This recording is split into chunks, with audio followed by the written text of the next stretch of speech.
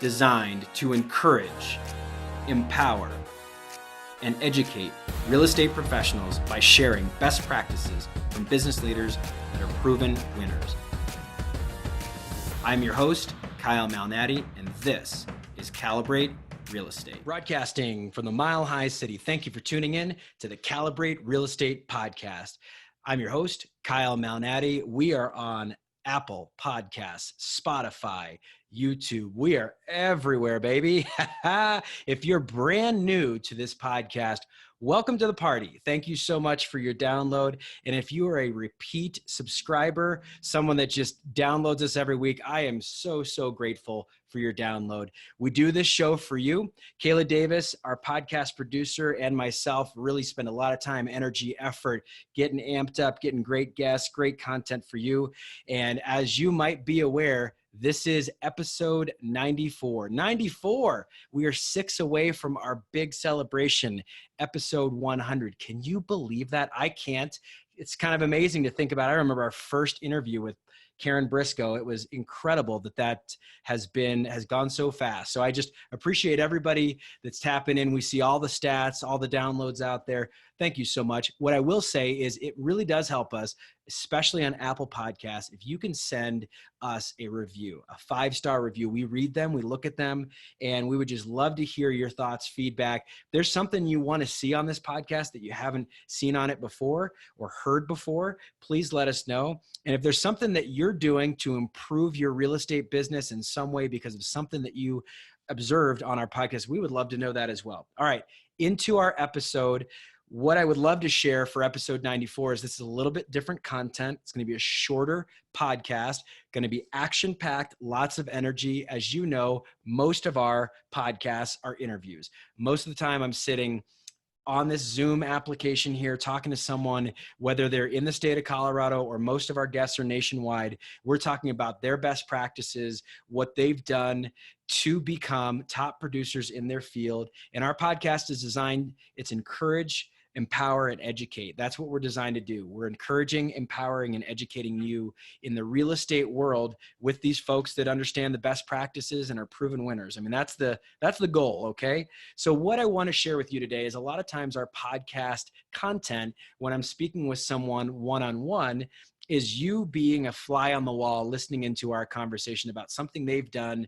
We're interviewing them. And this time around, I'm actually going to share some content that I had where someone was interviewing me in a way. So I was in a buyer consultation earlier in the past week here, and 2 gentlemen sat down with me and they said, we're thinking of partnering up. We've both got some traits that I think will be complementary, and they want to buy a piece of real estate as an investment. So I said, okay, let's have this discussion. And I actually bullet pointed some action items for them that I thought would be really helpful to share with you. It's about 10 items, and it's going to be walking through the concept of being partners in a business or real estate venture. I think it's really important to just share that you need to understand that partnerships are not always going to be successful. They can absolutely be successful, but I think that the first thing that I want to share with you is it's very important to understand there is a big difference between friendship and partnership. Those are 2 very different ships in my mind.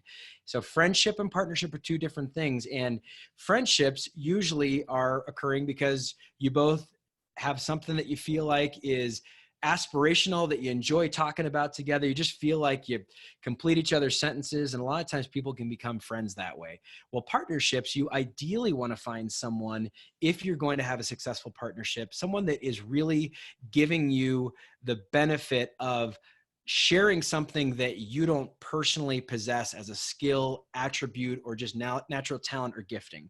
So what I mean by that is you don't want to have 2 people that are partners that have the exact same traits. You've probably experienced this before where you've got this situation, especially in marriages, where opposites actually attract. And sometimes when we're having tough times in relationships, those things that drew us together, you know, this idea, this Jerry Maguire moment of you complete me, sometimes those moments, you've got a situation where stress occurs and those 2 opposite trait patterns are going to actually conflict. And I like to say opposites attack in those situations.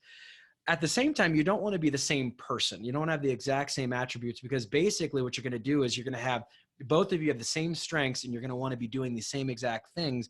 And it's going to create problems. It's going to create friction, and it can create a partnership that's actually doomed for failure. So in my business, as a real estate practitioner, both as a broker owner that understands and operates a real estate brokerage business, but also as a practitioner of just the real estate business from a client basis, where I'm working with folks that I'm helping them buy and sell pieces of real estate, mostly investment pieces of real estate. I think it's important to share that there's some pitfalls that you need to really realize that you can run into with partnerships.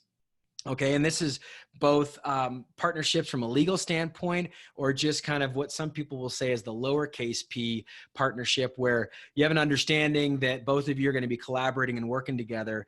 But the biggest issue that I see is that when people go into some sort of working arrangement unintentionally, without a whole lot of information right up front, where they say, how are we going to handle these situations? So here's the actual tactical advice I ran through with these two buddies. Not going to name names. It doesn't matter. It could be Sam and Joe. It could be Bob and Harry. It could be whatever. It could be Sally and Adrian, whatever we want to name these people. But let's pick Sally and Adrian. That sounds fun. All right. So Sally and Adrian sit down with me. And the first thing I say after they're talking about being in partnership together, and this applies to business, it also applies to a real estate venture. How much money do you want to contribute to this venture or project? That's number one. How much money? You have to define that. Now, that doesn't mean that you're not going to contribute additional capital at some point later, but how much money do you want to contribute to this venture or partnership right now? One of the things I would suggest, it's not equal. It should not be an equal amount of money. Why? There should be one person that's the decision maker. And usually that decision maker is going to be based on who contributes the most money, whether it's 51% and 49%. I've seen a lot of partnerships that way. I've seen some great 70-30 partnerships, some great 60-40. By the way, obvious disclaimer, none of this is legal advice. None of this is accounting advice. Absolutely go find a top-notch attorney. Find a top-notch CPA, tax preparer, maybe even an accountant that has some legal aspects of their practice. I would suggest that you absolutely get legal and tax advice in any type of venture, okay? So item number one, just to recap, how much money do we want to contribute? And I would suggest it's not the same amount, and I would suggest that the person who has more seniority contribute more money. That's number one. Number two, where do we feel comfortable investing? Now, okay, this is focused more as it relates to a real estate investment, but you can think about this from a business standpoint too. Where do we want to be located? Okay, real estate's all about location, location, location. So how do we feel, where do we feel comfortable investing? One of you might like a certain area of town. The other one of you might have experiences in some other area of town. You're probably going to have to figure that out before you even start looking at pieces of real estate. Okay, so that's number two, is where. First one was how much money. Number two is where are we going to work? And if you're doing a business partnership that doesn't necessarily have to do with real estate, it still applies. What clientele are we going to serve? So that's in real estate, where we want to invest largely depends on the clientele we're serving from a tenant basis. When you're going into business, if you're going to open a coffee shop or a donut shop or a franchise, where do you want to work and what type of clientele are you serving? You're going to have different demographics, different product delivered to different people because of the fact that you're going to be working with a different group of people in different areas. Okay, so that's item number two, is where. Item number three is the structure of our partnership. Now, here's where you bring an attorney in, absolutely from the beginning. You could, and I would suggest that the most important advice I've ever received, the most meaningful advice that I've ever received has always been very, very simple. I would suggest your partnership should be able to be consummated on a one-page document. One page, not 25 pages, not 45 pages, one page. And again, I would suggest you have an attorney write this up, but frankly, the both of you could just say, here's what our expectations are of each other. So what's the structure of the legal and the accounting side? Who's going to be making decisions as it relates to a sale? Who can outvote the other person? One of the biggest issues I see with two-person partnerships is it seems like it's a 50-50 thing. We're going to shake. We're going to be amigos. We're going to be business partners that are going to be like a business marriage. I tell you what, I have seen this time and time again. That's where things struggle, because when you have a 50-50 partnership, true 50-50 partnership, here's what happens. It's never, ever 50-50. Someone's always doing more work than the other, and that waxes and wanes. It ebbs and flows. And I'm not saying that someone's taking advantage of someone else, but there's just seasons where one person's putting in 60% of the work, the other person's not. One person might be putting in 60% of the time, and the other person might be bringing in 70 or 80% of the business. That's an efficiency issue. So I would suggest that as you sit down, you say, and you might need to reevaluate this. Fun story here. I sat down with a different guy, a different group of people. So we're not talking about Sally and Adrian anymore. This is a different person that I had a breakfast meeting with this month. So real stuff here, where this person said that he's got some friends that are in this very tech oriented kind of like, you know, everyone's wearing the black crew neck t-shirt. They're all kind of looking techie, and they meet on a quarterly basis, and they have a knockdown drag out. I think I'm contributing more in this business than you are on this. So I think that this is what our partnership split should be. And they reevaluate it on a quarterly basis. That's pretty aggressive, but I will tell you, it's at least intentional. They know that they're going to be having a meeting. They know they're going to have to bring it. And in our business, I will tell you from a real estate perspective, this is a, what have you done for me lately business? And I think that that is maybe a little bit stressful at times, but the structure of your partnership, item number 3, the structure of your partnership really needs to focus in on the legal and the accounting parts of it. So just be thinking about that. All right. Don't worry. I know you're scribbling notes. This is one of those podcasts that you're definitely going to be writing tons of notes and reversing and rewinding. I will recap all these right at the end. So item number 4, what type of deal are you going to do? Now, as it relates to real estate, size, number of units specifically, if you're buying an apartment building, do you want a duplex? Do you want a fourplex? Do you want to buy a 10-unit building? Some of that's going to be capped on how much money you're going to contribute, but what type of building do you want to buy? Is it going to be a 1960s built product? Is it going to be brand new construction, ground up construction? Is it going to be something that was built in the 1900s?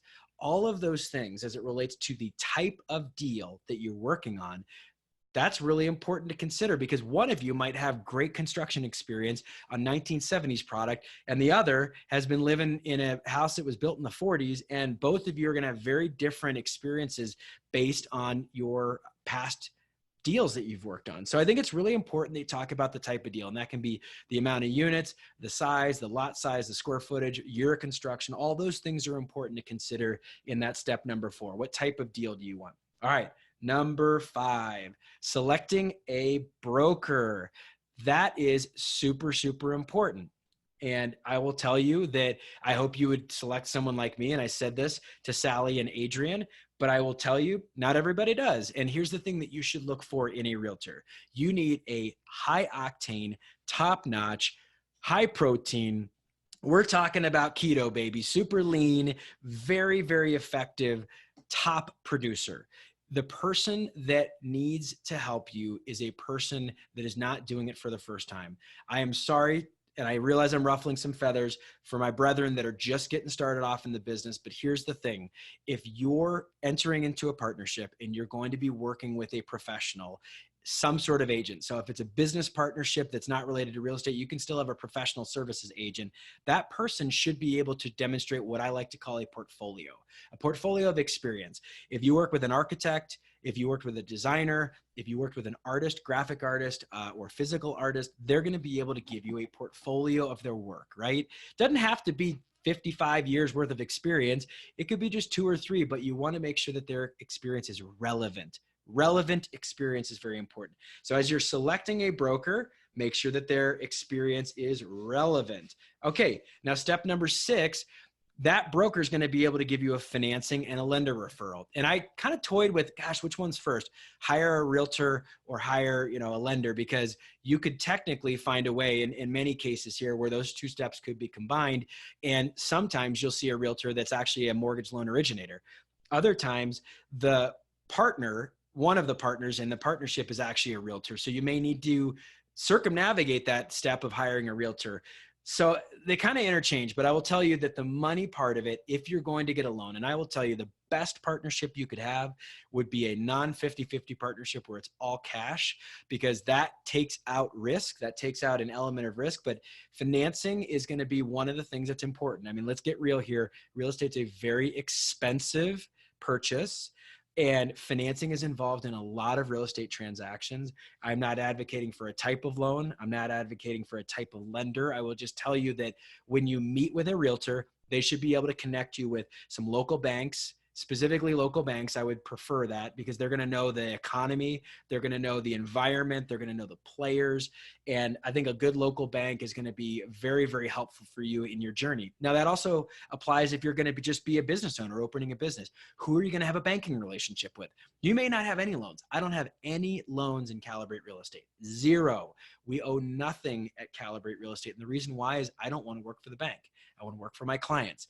I believe that my clients should dictate what our day-to-day operations look like. And what ends up happening is we have ebbs and flows in our business, and we use retained earnings. We put some money aside, like the squirrel, taking some acorns, putting it in the squirrel's tree, and saving those, like grandma used to say, for a rainy day, right? For the winter, for the hibernation period where your business might dip a little bit. You're using retained earnings instead of a bank's loan, but you're still going to need depository relationships. You're going to need to make sure that you've got the ability to bank deposits, whether those are rents, if you're buying an apartment building or an office building or an industrial piece of property.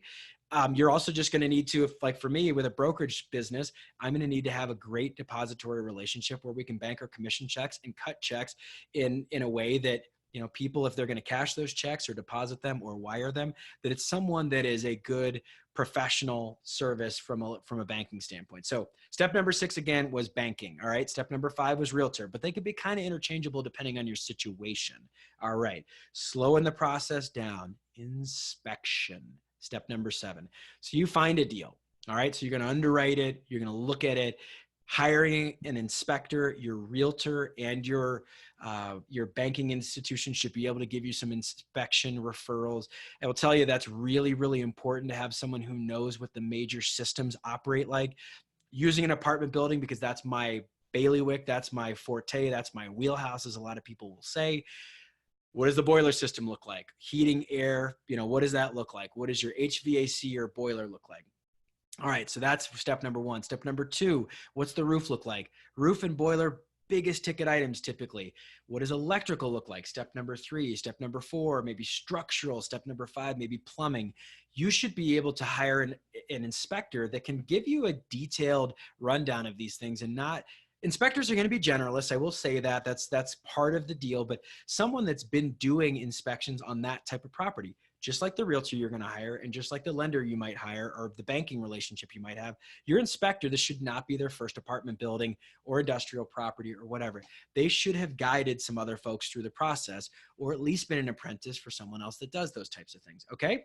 So step number 7 was the inspection process. Step number 8, due diligence. We're talking about leases. We're talking about financial statements. We're talking about underwriting all of those for their validity. I hate to say this, but it happens. People make stuff up in the investing world. You've got to have a way of independently verifying, are these leases legit? Is it communicating with the tenants? Is it verifying that the income matches what the lease rates say?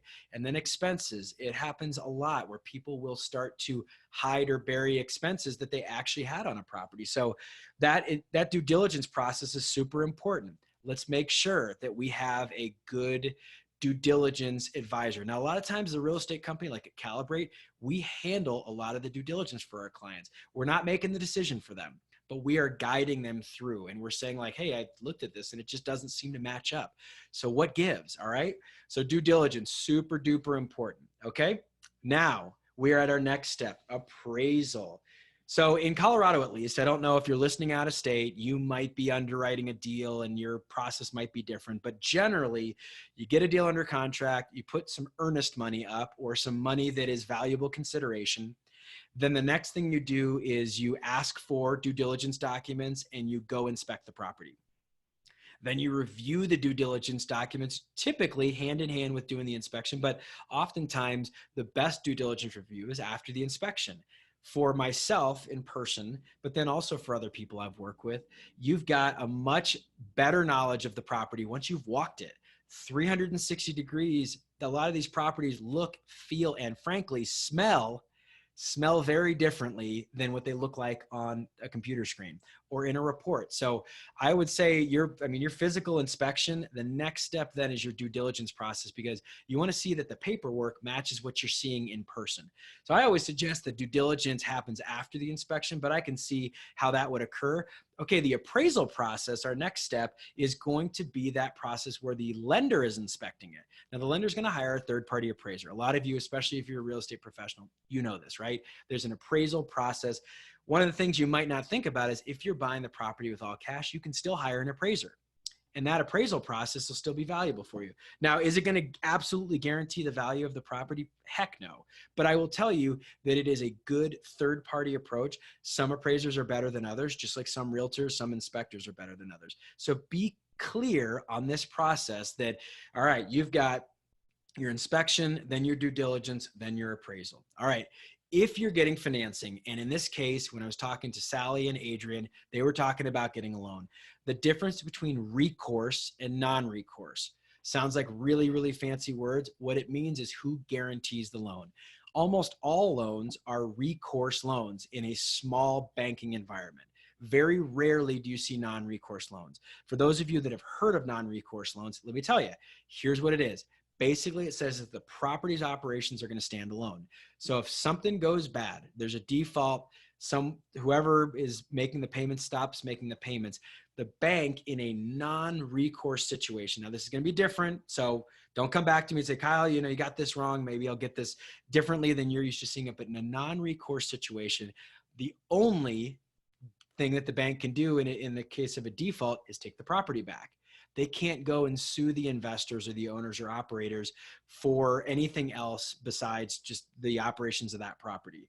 In a recourse loan, you're personally guaranteeing it. So then what happens is you're having a situation where maybe the building doesn't work out, but then you're personally guaranteeing it. Your house might be in jeopardy, your personal life savings, your retirement funds, your whatever, your spouse's salary. All of those things might go into the picture of a personal guarantee. Real important to understand, are we doing recourse or non-recourse? Most of the situations I've seen where non-recourse exists is someone that's very, very experienced and can demonstrate that there's an unlikely scenario of this actually going to be a default. The other thing that I'll share with you is you almost see a huge difference. You almost always see a huge difference in the amount of down payment that's required. Non-recourse loans tend to have a heavy, heavy down payment. So just be aware of that. Final piece of advice. Underwrite deals for case study purposes. I will share a story with you. Probably should have started with this story, but it applies to this point, so it'll be the end. There was a period of time where I was in college. As I worked through college, I got through to my junior and senior year. And as most of you do, when you're in a major, you start to get into your core classes in your junior and senior year. So I was a finance major, minor was banking and financial services. I thought I wanted to be in financial service, and in a way I am as a real estate professional that helps people with their real estate investing.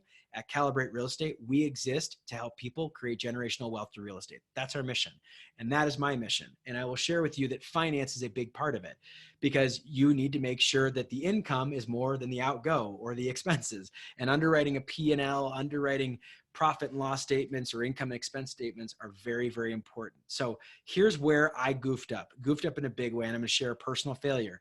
I was in a stock market class at some point. I can't remember if it was my junior or senior year, but I had saved up. And I had been saving, working as a kind of do everything guy at this restaurant and grill, this hot spot in Laramie, Wyoming. And I realized that's an oxymoron, Laramie, Wyoming and hot spot. But this was kind of the college hangout. This was the place that everybody went to. And instead of spending money on Thursday, Friday, and Saturday night, I was making money, hanging out with my friends, but in the scene, making money, right? So I was putting money aside. I had saved up $1,000. Now I'll tell you, for a guy that at this point I was putting myself through college, my parents did help me out in my first year or so, but at my junior and senior year, I was paying my own way. I did have student loans. Gosh, those hurt. And $1,000 was a lot of money for me to save up. My college professor in this stock market class, we were underwriting different stocks, and a lot of this was theoretical, not practical application, right? So we were theoretically underwriting stocks. And he gave us that disclaimer. He said, look, don't do something in this class, put your own money in it, and come groveling to me later saying, gosh, I lost a bunch of money in the stock market. Well, I did not heed that advice. My stock market professor was involved in the Chicago Mercantile Exchange for a long period of time, was based out of Chicago and had a lot of experience. This guy was probably in his 70s when he was teaching this class and had a lot of real world experience. I should have listened to his advice, but I'll tell you what, sometimes the best learning is putting your hand on that hot stove. Here's what happened. I started investing in some stocks that I was underwriting in class. And I remember there was this one evening where one of my buddies in my fraternity and we weren't roommates, but we lived down the hall from each other. I was popping off about how high the stock was and how much money I had made and this and that and the other thing. And I hadn't checked it for the day. And something major had happened where my $1,000 investment, and I don't remember exactly what it went to, but it was like $100. And my heart sunk into my stomach. I felt, one, like a huge failure. Two, I was totally bragging on something that I hadn't checked at that moment. And I was just what Jim Collins reminds us of is hubris. Hubris is this arrogance that happens, and it's something to be aware of. And so what I should have done is, for that semester of life, that season of life, that semester in school, I should have underwritten deals for case study purposes only. And I'm talking about watch the market for 6 months to a year. Make sure that you understand this business before you start investing it. All right, that was our quick recap on, hey, how do partnerships work? What are some pitfalls to avoid? You got a lot of content. Boom, boom, boom, boom, boom. It was just me. And I hope that you appreciated this. Hope you rewind it. Hope you share it with a friend. Let's go through I promised that we would go through this one by one at the very end to recap. Okay. Number one, how much money do we want to contribute to this venture or project? I don't think it should be equal. Number two, where do we feel comfortable investing? Which location, what type of business, etc. Number three, what is the structure of our partnership, legal and accounting? Number four, what type of deal are we talking about? The size or the vintage or the year of construction or the composition of it, okay? Number five, selecting a realtor, broker. Number six, having a banking relationship that can help you out.